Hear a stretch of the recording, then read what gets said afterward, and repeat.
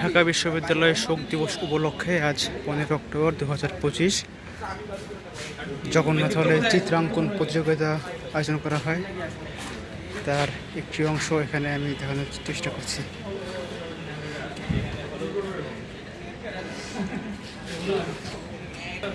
এই প্রথম ছবিটি সম্ভবত কালো শরৎ, যেহেতু এখন শরৎকাল আবার কালো।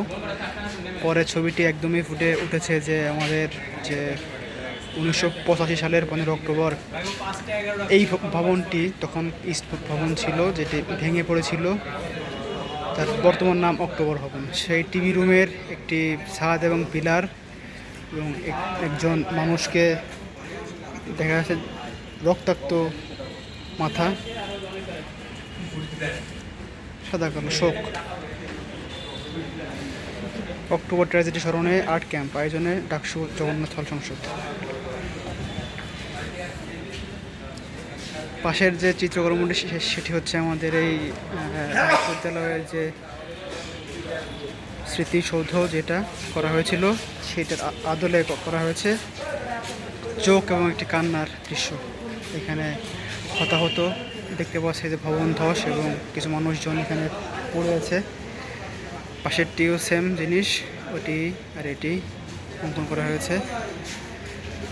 15 অক্টোবর 1985 এই দিনে যে আমাদের হতাহত হয়েছিল সেটি এখানে একজন শিল্পী অঙ্কন করেছেন। এই পাশে আরেকটি লাল সূর্য রক্ত, আর পাশে সেম জিনিসটি এইটি আমাদের এখানে অঙ্কন করেছেন। সে পাশে একজন আর্তনাদ, যে বাঁচাও এমন একটি বিষয় এখানে ফুটে উঠেছে।